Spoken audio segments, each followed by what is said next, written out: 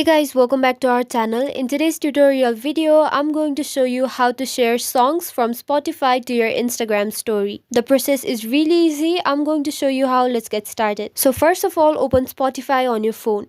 And this is the homepage of Spotify. Now you'll simply have to search for the song that you want to share. I'll share a song from this list. Let's say the first one, Talking to the Moon. Now to share the song, you can simply tap on the three dots right beside the song title. And you can see the share option on this page. You can tap on it. Let's go back.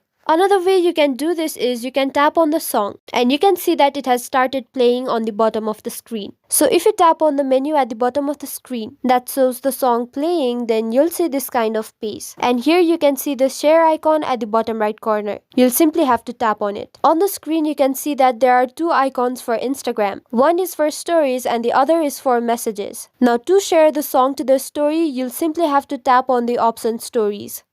And as you can see on the screen, the song has been linked. Now you can also add text or stickers and tag people on your story if you want to. And you can tap on this icon and drag it all over the screen to adjust it wherever you want to, like this. Once you're done, all you have to do is tap on the Your Story option at the bottom left corner of the screen.